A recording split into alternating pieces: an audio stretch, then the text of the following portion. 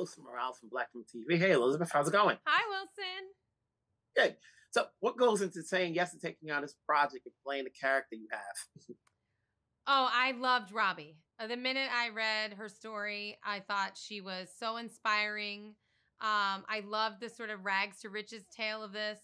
I thought it was really intelligent, nuanced storytelling, but also simply about, people really wanting something and having this FOMO and what that led people to do. And I just loved being able to explore this woman who I really related to on a lot of levels, like a working class woman with a lot of ambition who coming up in a system that was not built for her, that did not care about her, and that betrayed her. And she had to figure out how to manipulate it to work for her. And I think that's really inspirational.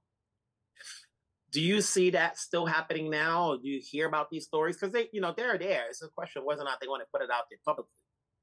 Oh, I think that this movie also explores the very real systemic issues of, the have and have-nots, the gap between, the billionaire class that's buying more yachts and, and the working class that are being left behind. It used to be that you would join a company, and if you worked for them for 30 years and you were a loyal employee, you got a pension, you got health care, you could take out loans to send your kids to college. And nowadays, like these, it's all about the bottom line. And, workers are having to collectively bargain and join unions in a big way again. And, I take back some of this power and this, this money. I mean, I think that that's really what's at the heart of a lot of this story, this Beanie Bubble movie is really about this company and the mythological male figure who runs it, who didn't want to give any credit or money to anybody underneath him. And I think that's really interesting to explore. And then underneath it all, growing up, was there anything you really wanted that your parents had to go out and get and fight like this audience? We all remember the Beanie Bubble. We all remember Elmo, Yeah. For us, it was the Cabbage Patch Dolls. That was our big, like, we had to have it. There was a Christmas, I want to say like 83, 84, 85, somewhere in there. And you had to get up early. You had to line up at the store before it opened, to get a doll thrown at you. You didn't even get to pick it out. It was just like you took whatever you got. So you had something to put under the tree at Christmas. I mean, that was it for us. It was Cabbage Patch Dolls. With the stuff you've done behind the scenes, in front of the scenes, what goes into saying yes to projects you want to do, whether it's acting in front of it or producing it? I like to say I always need two reasons to do everything.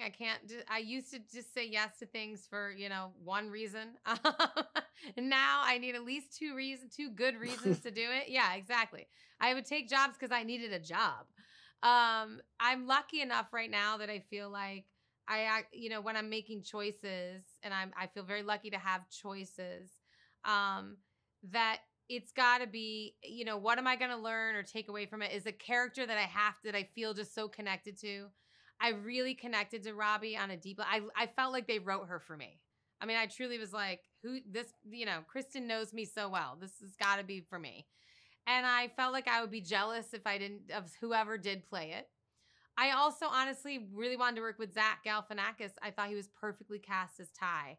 I just I didn't know anything about Ty Warner, and doing a little research, I just thought, oh, wow, I really see Zach as this guy.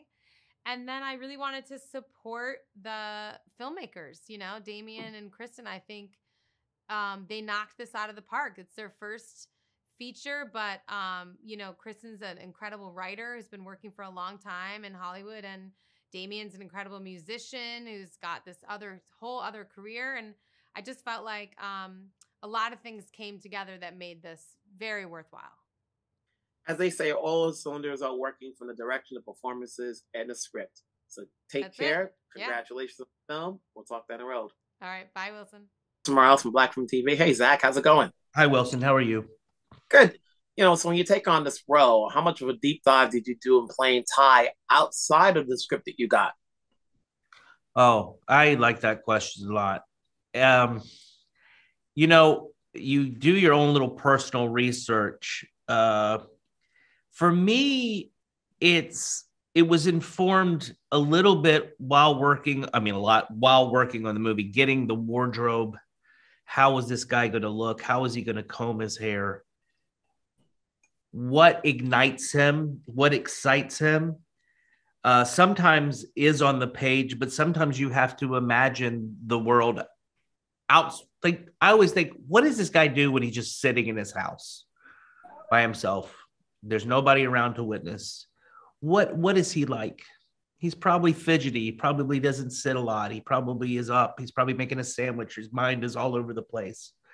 So these little things you do try to imagine outside of the script. But for me, just given the time and the atmosphere in which he worked, I think this need for greed and winning at all cost was his kind of at the pit of his soul. Would you say he's eccentric? You know, sometimes when you look at these individuals like that, you wonder if, you know, they have too much hubris amongst, you know, in their personality, or is it eccentric, or is there another word of defining them? I think eccentric is the word. I mean, I think he was a showman. I mean, just like a carnival barker, you have to have attention. You have to have a voice. You have to raise your voice. And he would do this at these toy conventions where he would get dolled up and walk with a cane, even though he didn't need one, or you know, was more boisterous and an exaggerated version of himself. So I think he was very much eccentric. It was an eccentricness that was needed to sell his goods. I also think he was eccentric because of his weird childhood.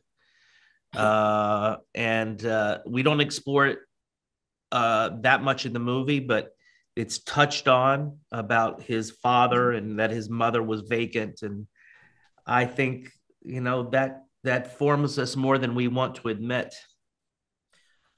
What do you think is it that destroys a company? Lately, we've been seeing a bunch of movies about companies that started up, you know, they have a high, but then they have a low. And because it was never just one individual, it's always a team. And even with this movie, it was a team initially, you know, you know, arguments ensue and so forth, and it goes out, you know. But what's the destruction of companies in your opinion?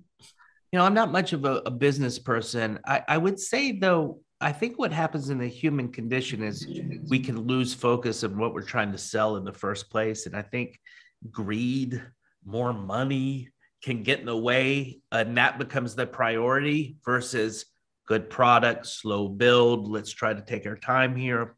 So I think if anything, sometimes business practices and they can get ahead of themselves and diversify and try to be bigger and grow fast.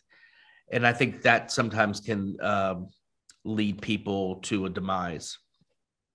It's good talking to you. Let's hope for the best. Let's hope everything else coming up, but we'll talk along. We'll talk next time in your next project. Thank you so much. Thank you, sir. Have a good one. Wilson Morales from Black Film TV. Hey, folks, how's it going? Hi, great. How are you? So how do you take a story that's somewhat based on real life and make it a dramedy?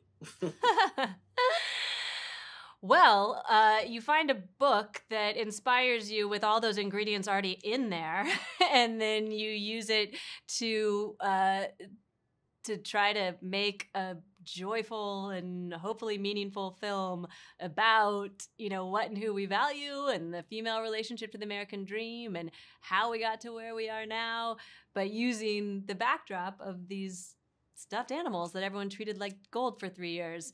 All the elements were there, and we just tried to bring it to life. When we think about Beanie Babies or thought about them prior to starting this film, the whole event seemed so ludicrous and so absurd. The idea that people could make what seemed like such a big sort of error in judgment, that a mass-produced toy could be worth more than gold.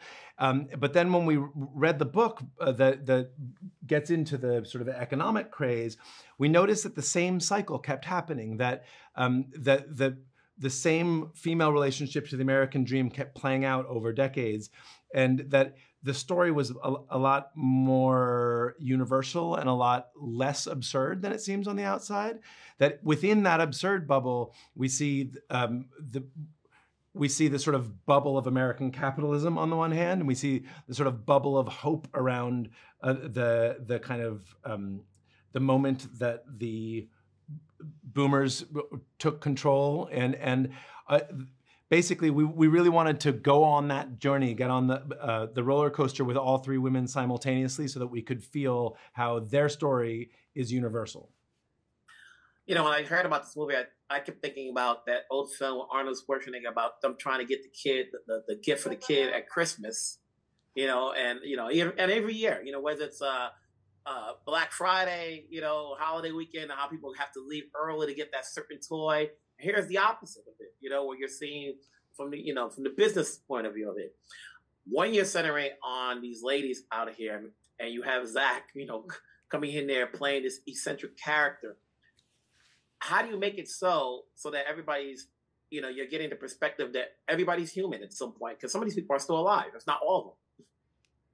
Yeah, well, all the characters are complex and layered. I mean, we hope that we that we created these complex layered characters. We were trying to be true to the real stories in Zach Bissonnette's book, you know, which we used as our launch pad and our guiding light for this film. And one of the reasons we were so drawn to Zach to play the character of Ty is because Ty had a lot of brilliance and charisma to him, this character did, and then also was capable of cruelty and betrayal, and we needed actors who could show that range and bring you with them on that ride. And Zach was actually the only person we thought of for Ty, and pitched it to him from the beginning, and we were really grateful that he was in. And then we just felt like we lucked out tremendously with Sarah and with Geraldine and with Elizabeth, because they all are such powerhouses, so phenomenally talented, and then luckily connected to these women's journeys thematically.